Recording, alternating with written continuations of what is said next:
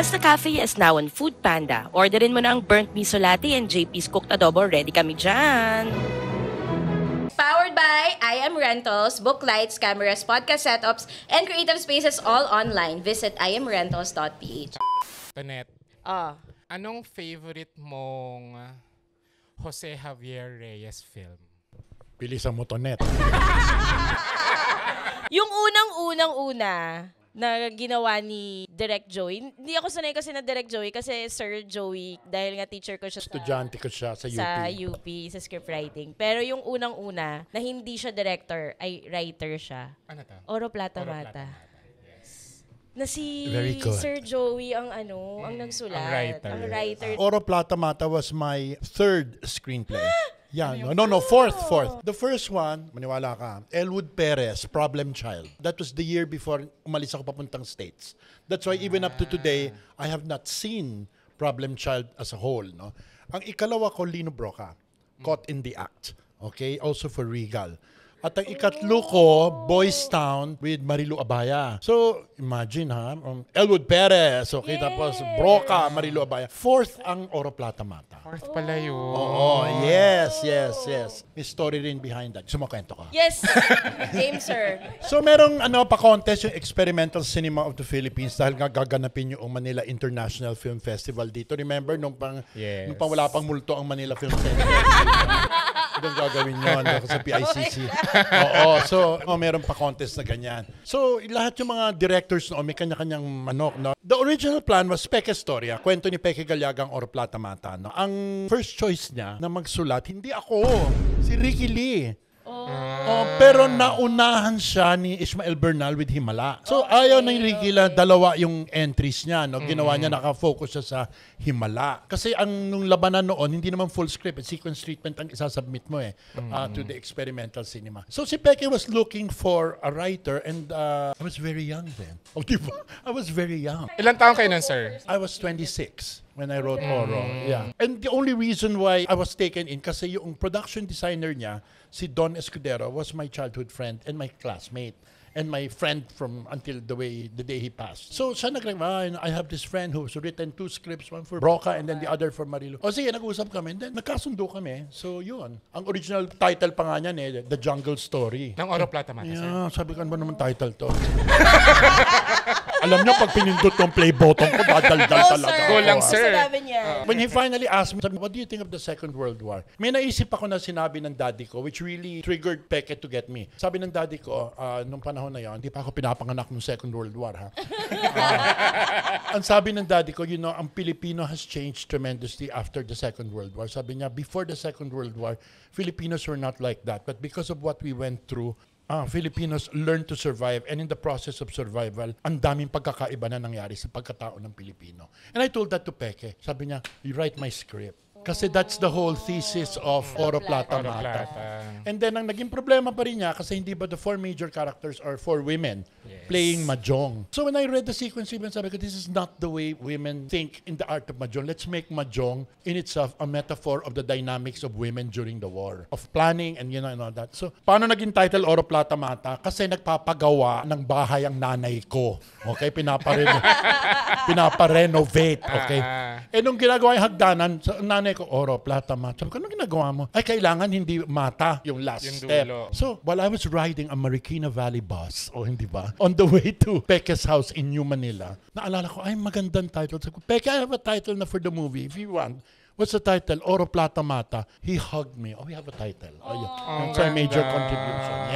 Yan. So that was my 4th film, and that changed my life. Yung first film ko was really Problem Child, and then afterwards, sunod-sunod na. After that, sunod-sunod na because somehow Oro, it just happened too quickly and too soon because at that age, hindi ba, how weird, hindi ba?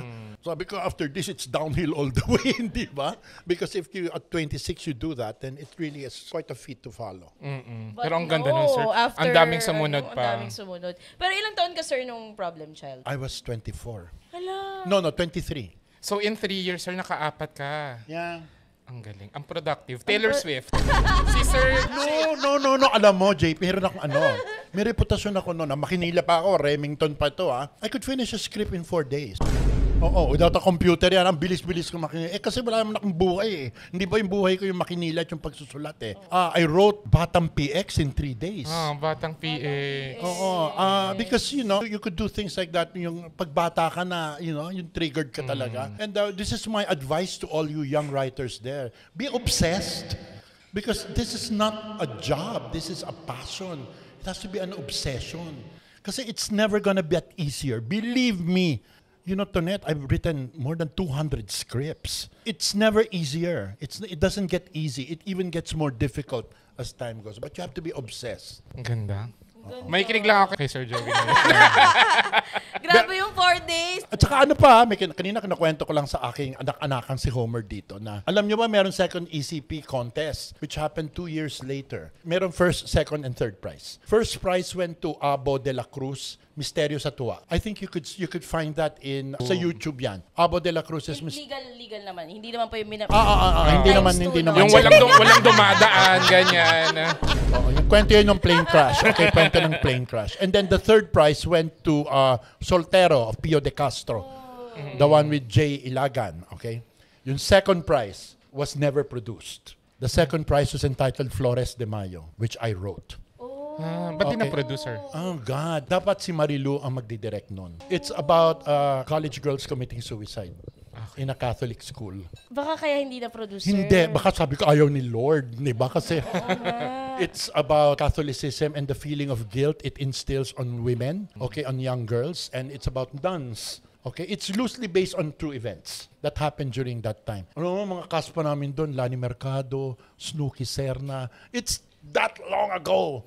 Okay, Janice de Belen with Sandy Andolong as the teacher and Zenaida Amador as the principal of the school. Hindi natuloy kasi pinatay si Ninoy. And then the politicizing of ECP with the administration, hindi natuloy. And even to this day, and then sabi nga ni, why don't you do it? So it needs updating and maybe it was not meant to be. It's one of my scripts which have remained the script. Yun. Okay. Pero baka sir, pwedeng ikaw na rin yung mag-direct. Kailangan i-update siya. Kailangan i-update because iba na yung sitwasyon ngayon ng mga kolehyala at iba na ang sitwasyon ngayon which triggers suicide. And for me right now, I'm so vulnerable when it comes to suicide because just one of my students just did that. So I don't, it's so touchy and mental health has become such a touchy issue, especially for young people.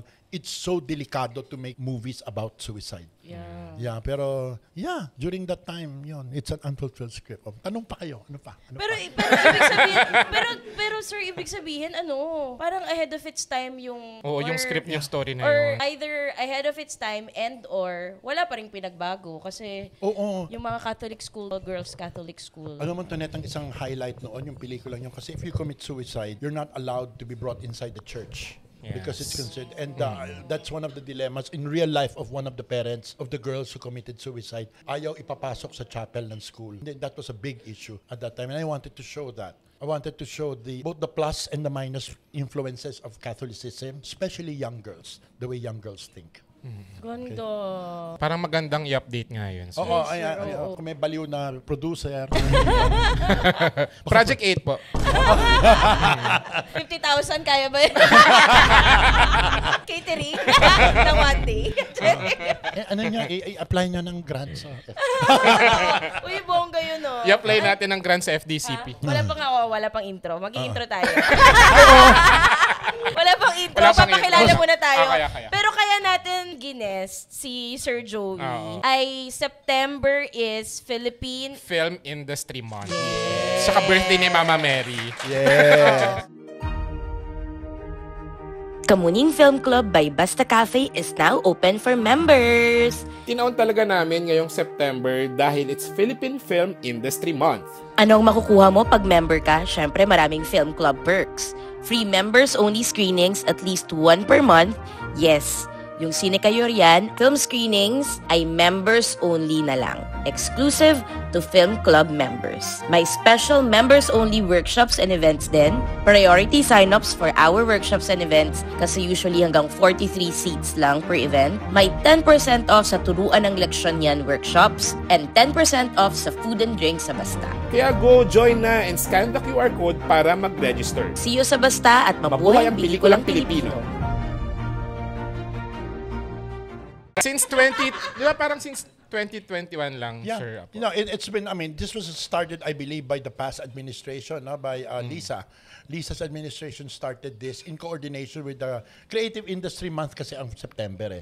It's not only film, but all the creative industries. So FDCP is dedicated to the celebration of film during the Philippine Film Industry Month. Ang ginawa naming extra added feature is bigyan namin ng theme. Last year, ang pinarangalan were the national artists. This year, wow, you know, holy coincidence. Ang sabi ko, parangalan natin ang mga babae, pelikula at ang Pilipina. And nagkataon naman, nyeta, no? Two of the biggest films now are done by women. Diba? Diba?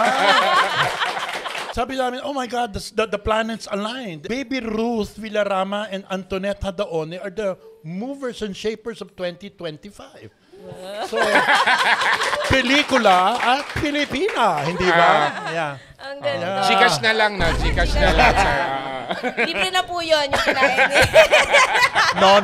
Kasi I don't know if you guys realize it. The Philippine movie industry is a matriarchy. Yes. Tagal na nating may mga female directors. Even as early as in the Rosamia, okay? Ang dami-dami na, sina Osorio. And then even had a Filipina action director. Kilala niyo yan?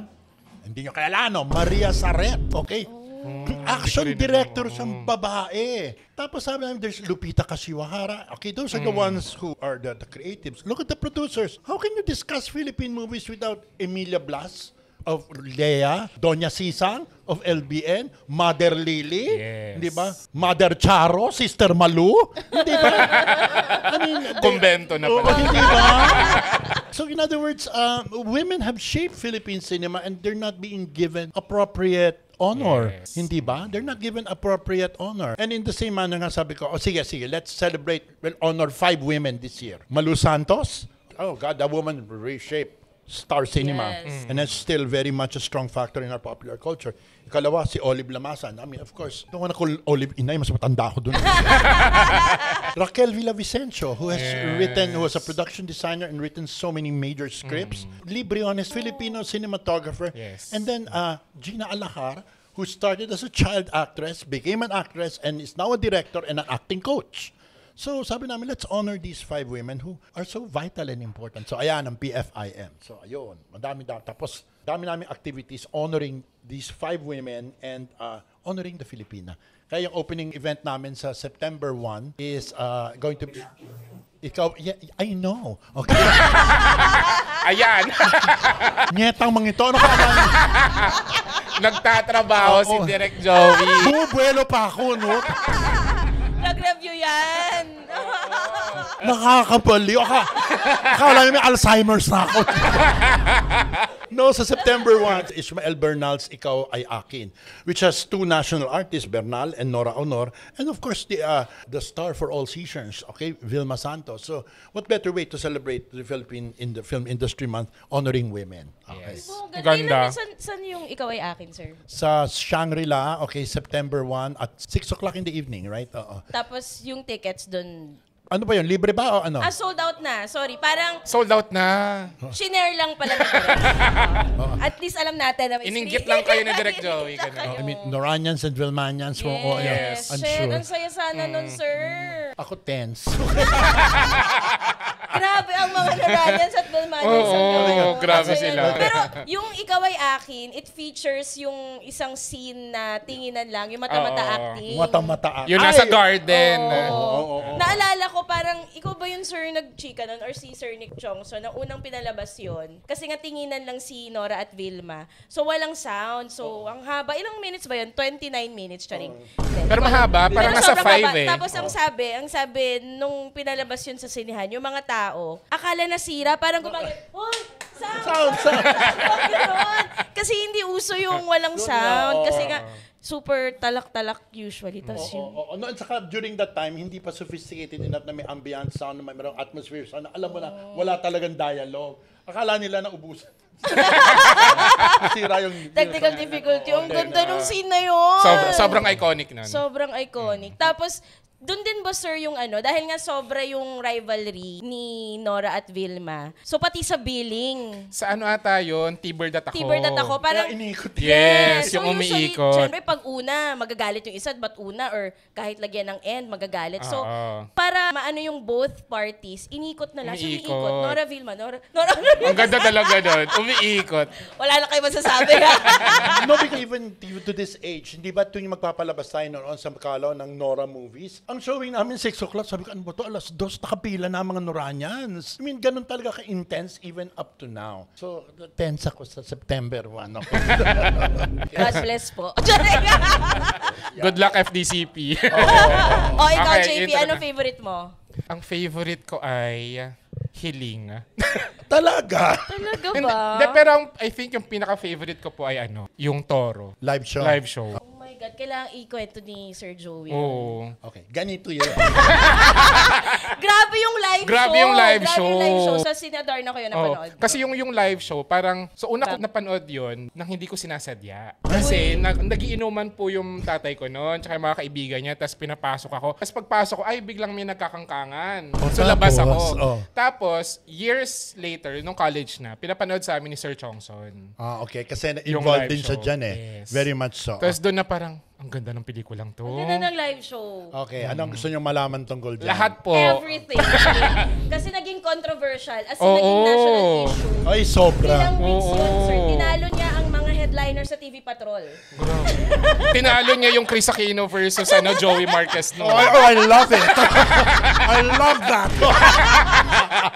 That's kasugsugan ng mga bold movies, okay? Ng mga mature adult movies, okay? Before Viva Max, there were the bold movies. May ginawa na akong isa, which I think is even more sexually charged than live show. It's in Viva Max. It's Phone Sex. Ay, Yes. Napanood With ko ba yun? Aramina and John Apacible and Samantha Lopez. Oh my God, Samantha Lopez! Previously known as Gracia. Hindi nila alam. Hindi Hindi nila alam. Bulaga. Nakatuwa nga mga millennials. Nag-uusap yung mga matatanda. Siniswini na kasi alam nila, ma. So anyway, I did that. So nagustuhan nila, my God, that nahirapan na ako sa moving yun kasi kailangan mag-research ka kung paano mag-phone sex, char. Okay, so... Method directing. Sabi ko, this is so hard. Okay. Naalala ko, nasa Regal ako, sabi, gawa ka. Anong gawa? Sabi ni mother, ay, gawa ka Toro. Okay. Pucha, ang hirap. Kasi nag-research kami. You know, with my Christian upbringing, hindi naman ako nanonood ng mga ganyan, hindi ba? So, char. Okay, so... Hindi ko alam kung joke eh. Huwag ka magalala, sir. Wala naman naniwala. Marinig lang sila para marinig yung char. Yung isa pa rito, may look of contempt. Diba? May look of contempt siya. Galang-galang. Sabi niya, sinungaling. Okay. So anyway, I and my team, we did the rounds of watching the live shows, no? Oh my God! Yung nakita nyo is wala yon sa tunay na live show na nangyayari because they're all drugged out before they go into, they all are drugged, they take drugs. They do things to their organs in order to keep the erection all throughout the show. And talagang by the time they go to the show, they're actually zombies. They're zombies with impersonations of sexual titillation. So sabi ko, my God, ano to? At the end of yung awang ka sa kanila dahil sa pinagdaanan. And that became my thesis na the movie must not be sexually titillating. It must even be to the level of disgusting. Because that is how, oh my God, may isa doon po nasubukan ako na even the floor was full of sin. Yung sabi ko, this is the kind of environment I wanted. So when we were shooting that, nung kinukuha namin yung turuhan, wala naman kami mahanap, Antoinette, na turuhan na pwede ka maglagay ng mga ilaw sa ceiling. Turuhan is yung arena where you do the live sex. Usually yan parang may entablado lang, andyan kayo na yan. Pero I needed to create, makakaikot ka. At I needed top shots and all that. Kasi kung naka-eye level ka lang, ang kakasiwa. So, we did that in a studio. Sabi ko, teka muna, how are we gonna populate this? Okay? So, nung una kumuha kami ng mga tao na manonood, Yung iba, naka-plaster. Okay? But there is that final scene in which hubad lahat. This was supposed to be done by Aya Midel, but Aya Midel met an accident. And Aya Midel was removed, okay? And she was replaced by another actress, si Hazel Espinosa. Okay? Kasi na-aksidente si Aya Midel. Yung sa studio nung una, kita mo mga tao, yung conscious na ganyan. Pati yung mga performers, conscious, sina Ana Capri, and then si Claudia Coronel, who is now a caregiver in LA, just for the record.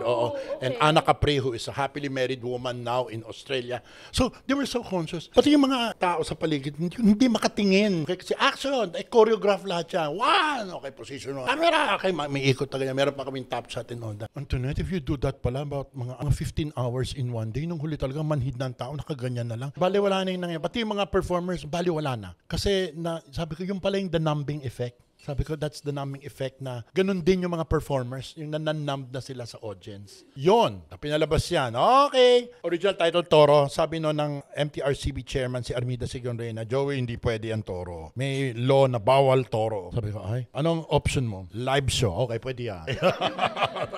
The only time they use Toro is when you see OG Diaz as the barker saying, Toro, live show. Yun lang. May ganun talaga, may barker kasi. Oo, sa labas na nanunutsot para pumasok. So anyway, pinalabas yan, ganyan. Dumating dito yung, I forget the name of the programmer from Berlin. Okay? Panorama. Yan ka na naman. Yaya, ilabas yan. Bago mo pa sabihin, sabi na ni Homer. Oo. Masyadong excited to si Homer. I think last day na ni Homer tonight. So pumunta yung pinanood. Sabi ko nung sa friend ko, the late Don Escudero. Sabi ko, alam mo, pag nakuha ito, sabi ko, sasayaw akong hubad-hubad sa Boy Scout Circle sa harap ng Century Imperial Palace.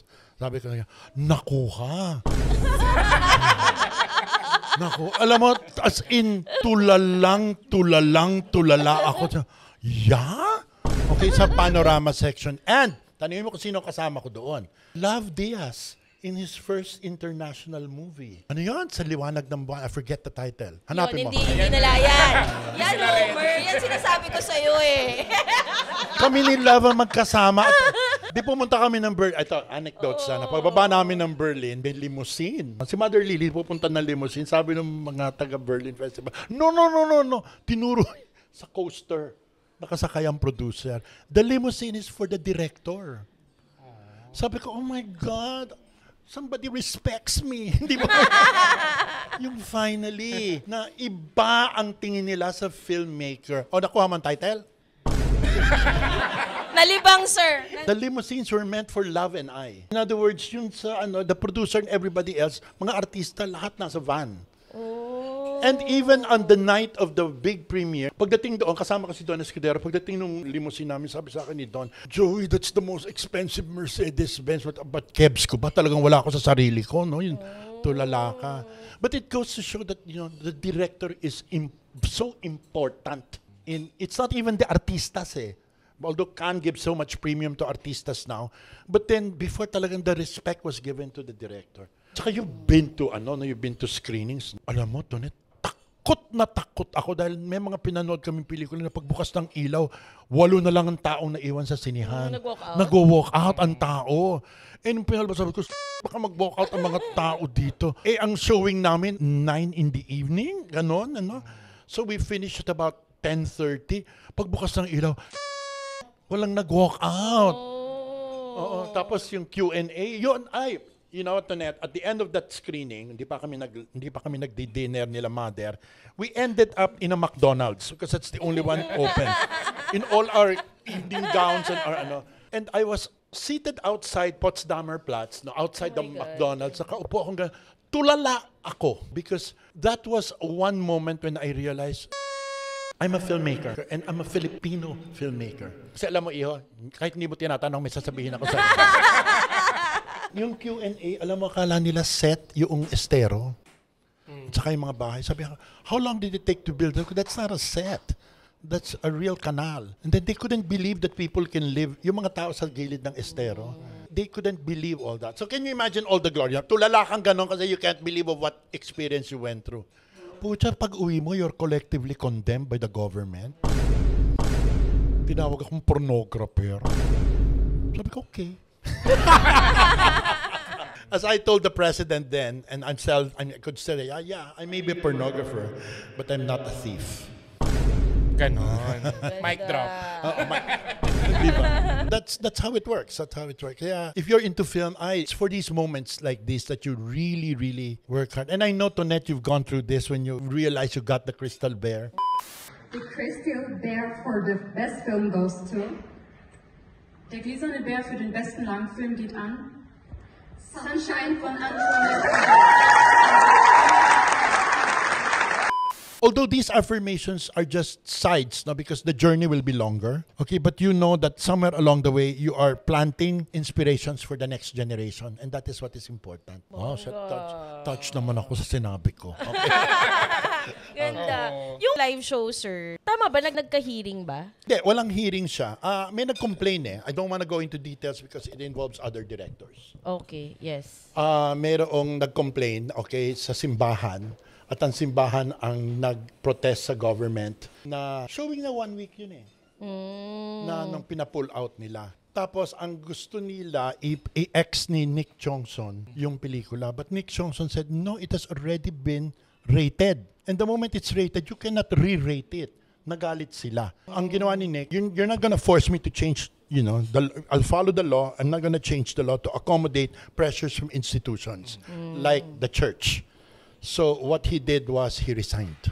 So that is why he chose to resign. Sir Chongson was the MTRCB chairman at that time, appointed by the then president. But Miss Armida? Armida, when Joseph Estrada... kasi co-terminus. Co-terminus. When Joseph Estrada stepped down, Nick Chongson was appointed by the next he president. Resigned. He resigned. And that's why I ended up teaching in UP. Because after Nick Chongson resigned, Nick said, you want to teach in UP? That's how I got to meet you and Johnny Gutierrez and all the other people. Sila Mark de la Cruz. Yeah. Yes. 2 semesters si Sir sa UP scriptwriting. Hindi ko na naabutan si Sir Joey. Lipat na siya sa kanyang alma mater. Sa Lazao. Sa Lazao. Hindi, matagal yun matagal na noon. I mean, I only went back to Lazao 2011. Okay, but then that's how I met Antoinette and all these other people who are now directors. Lolo na Yeah. Wait, pero isa sa mga grabing legacy ni Sir Joey, yung film department, film curriculum sa CSB. Well, yeah. When I went into CSB, CSB is a full film school. It has all the equipment. What I insisted was we get more practitioners. Kung kayo nagpunta ng film school, hindi ba, yung mga nagti-theoreticals, okay lang yan. But then it's different when you have a practitioner teaching. Okay, so we got Raymond Red. Okay, we got Dwayne's teaching. Okay, Dwayne Baltasar is in CSB. Peterson Vargas is there. Yeah, Martica is there. Everybody, kaya ang mga bata doon, they get it from people who practice. I realized the importance. Alam mo, ginawa ko pa doon dati yan, di ba? Pag meron kang thesis film. Kayo lang at saka yung teacher ang nanonood. Ay, hindi. Ang ginawa ko, binuksan ko sa public. Kaya pag nag-depend ka ng thesis mo, lahat ng estudyante ng CSB at the start nanonood. So talagang gigilingin ka, hindi ba? Talagang gigilingin ka. Tapos ang panel, hindi puro faculty. So, sa panel na 3, 2 are practitioners and only 1 from the faculty. So talagang ang assessment is not from a purely academic point of view, but you judge it as film. You judge it as real film from the point of view of film. So yun, and then later on, there was a time na ginawa ko sa Cinematech ang mga defense ng CSB films. Ay, Diyos ko, mga taga-FEU, taga-UE, nanonood. So talagang nanginginig yung mga tao na gano'n. But that's how it is to be a filmmaker. Yes. To open your baby to the public, to either appreciate or criticize. And yun, deep in my heart of hearts, I'm still a teacher and I think film education is very important. Hindi lamang sa mga future filmmakers, all na sa audiences. Yes. Hindi ba? All na sa audiences. Yes. Okay, ano pa? Mag-intro muna tayo. Sige, at ito Totoong intro na to. Ay, hindi. Sige, si pa Sir ba? Joey, ang intro niya. What is your favorite Filipino film of all time? Mahirap na tanong yan. Pero I know what film changed my life. This was Tinimbang Ka Ngunit Kulang of Lino Broca. Okay, you've heard of that, right? Kwento ka? Sige. Go, sir!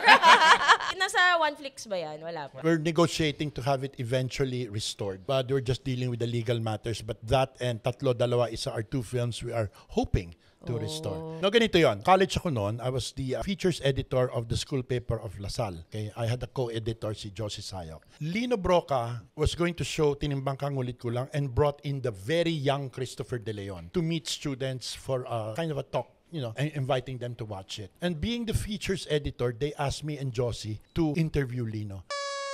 I was so fascinated by what Lino had to say. I'm not a film major. I'm a literature major. I did not take up comm arts. I did not take up film. I'm a lit major. The only units I got from communication arts in LaSalle was because when I was about to graduate, they opened the effing comm arts department.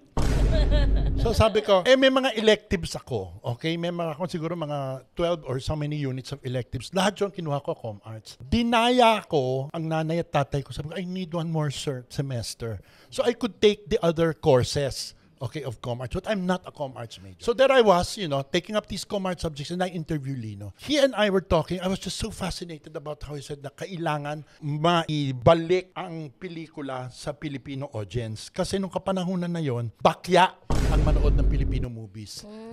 Ang Filipino movies ay para sa muchacha, para sa maid. Nagkataon naman na yung nanay at tatay ko were very liberal. Pag nanonood ng pelikula, yung maid namin, sumasama ako. Nanonood ako sa Rica Theater, pero that's a no-no, ha? Pag Tagalasal ka na, nanood ka sa Rica Theater ng Gintong Recuerdo, starring Josephine Estrada, hindi ba? O kaya Darna at ang Babaeng Tuod, starring Gina Alonso. Hindi ba? Talagang taas kilay ka. But that made me change my mind when I saw Tinimbang. Lalo na nakita ko yung Tinimbang, that's when I decided, I'm gonna write movies. And then, naging teacher ko pa si Doy Del Mundo, ay wala. Nasentensyahan na ang buhay ko na I am going to be a film writer. And even to this day, alam mo, Tonet, even to the day I die, I'm going to be writing films. I may stop directing because physically I will not be capable of doing that anymore, but I will still be writing films. Yun ang Tinimbang Ka Ngunit Kulang. Pag siguro man napanood nyo na lahat yun, ano? Hindi pa panoorin nyo. It really changed my life and it changed the direction of Filipino movies. That was the first time that college students started watching Filipino movies. Oh. Okay. Game. Next. Ganda nun, ang daming layers. Nung nabanggit nun ni Sir yung ang tawag sa masses before, bakya. Kaya tinawag na pag isang bagay, yung ngayon, nung era natin, baduy o naging jologs, dati bakya. Kasi nga, yung mga nanonood ng mga pelikula, pag pumupunta sila, nakabakya. Nakabakya, oo. Yung tsinelas na kahoy. Baka hindi na rin nila alam eh. Okay, let's use your legal term. Clogs. Oo. At ito ngayon pa lang, Walang Kwentang Podcast. Live at Basta Cafe. Yes. Tayo ngayon ay 95,000 dito sa Basta Cafe. Hello guys, mag-ingay. Sobrang maulan tonight, pero andito sila ngayon. Tapos sa Zoom, 82,000 tayo. Ang daming na nakikinig. Mag-guess ka na lang. Shout out kay, alam mo na. So ngayon, actually, ilang taon na ba sir ang 105 years old na ba? Alin. Philippines. No, it's more than 100 years. I imagine about 104, 105, okay? Homer, how old are we? I think 105. 105, okay. All right. 105 years old na yung Philippine cinema. Siguro isa dun sa mga gusto nating malaman, sir, ay ano ba yung mga stark difference talaga ng paggawa ng pelikula dati at ngayon? Oh my God. Ang laki. Okay, I'm gonna compare Philippine cinema before, Philippine movie making before, when it was a mom and pop studio kind of system, as to now, which is corporate filmmaking. Okay, gagamitin ko yung example, ang Regal, dahil doon ako nagsimula. Okay, doon ako nagsimula magsulat at doon ako nabigyan ng pagkakataon na mag-direct. Dati noon, pagpunta mo sa bahay ni Mother Lily is such a movie fan. Can you imagine sa isang mesa nandoon si Lino Broca, si Ismael Bernal, si Emmanuel Borlasa, si Mike Relon Makiling, andoon si Channing Carlos, si Elwood Perez, andoon. Lahat kayo nagpa-pitch ng pelikula. O kaya si Mother may idea, sasabihin niya sa iyo kung ano yung idea. Tapos pagbigay niya ng idea, bahala ka. Walang creative committee. walang focus group, walang mga kachuchuchuhan na yan. Yung rushes hindi niya pinapanood. Tsaka bawat direktor, kanya-kanyang diskarte yan. Kaya makikita nung kapanahunan ng Regal, bawat direktor may kanya-kanyang trademark. Okay? Ay Broca yan, ay Ronyo yan, ay Bernal yan. Hindi ba? Kitang-kita mo yung kamay, okay, ng direktor, pati yung estilo ng direktor. Ngayon nawala yun. Kasi dumadaan ka sa grinder ng creative committee na, Direk, pwede pakinggan, Direk, di ba? Ito naman ang aking perception lang lalo-lalo na sa downright commercial filmmaking. I mean, I'm not saying it's bad because it's a business. Ang lumalabas sa pelikula, you can't tell which director directed what. They all sound alike, they all look alike. They're like nuts in a box. Hindi ba? They're all donuts with different flavors but they're just still donuts. Naging formulaic masyado. Nung panahon yun, hindi. I remember one time may ginawa kami ni Emmanuel Borlasa, yung Yesterday, Today, and Tomorrow. Okay, na pelikula. Writer ako doon. Nung napanood ni Mother pelikula, ganyan pala yung kwento. And that's the producer, Okay, that's the producer. Because she gives you a free hand and directors are trusted. At alam mo naman ang hirap nga sa ganyan. Ngayon pa yung director, kung gusto natin gawin ang pelikula natin, na gustong gawin, tayo magpo-produce. I can't imagine you doing Sunshine for a commercial studio. They're never gonna, okay, a rhythmic gymnast, abortion, They will not. Pero doon, before Sunshine, I think one of the best films of Bernal. Because when I watched Sunshine, the first thing that triggered my mind, oh my God, Hinugot Ka sa Langit. Ni Bernal. One of the best underrated Bernal works. Yes, that's my favorite Bernal, sir. Ang ganda. Okay, can you imagine, si Mother noon, naalala ko nung Regal ba yun? Regal yun. Oh my God. Yung Hinugot sa Langit. Oo. Isa pa, sabi ni Mother kay Bernal noon, Bernal, gumawa ka ng pelikula, sama mo lahat ng bold natin. Lahat ng nagsuot ng magic camisón, sama natin. Sabi niya, okay. Ano lumabas sa pelikula? Manila by Night. City After Dark. So you see, from merely seen as a commercial venture, became an effing classic. And because she did not intervene, she loved and trusted her directors. And if only for that, that's why I truly consider Mother my second creative mother. By the way, loka-loka siya. Okay? Aminin ko. Loka-loka siya to the very end.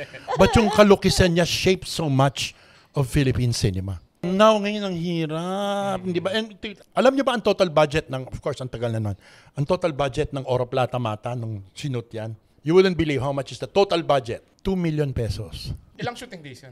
Mahaba. Shot in Bacolod. Pero dati yung 2 million, sir, is that sapat or big budget ba yun dati? Super big budget.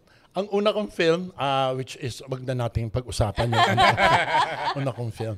It was about 750, 800,000. Ganon. And yun ang regular film. And ngayon, Diyos ko, 4 to 5 million, Sinimalaya, di ba?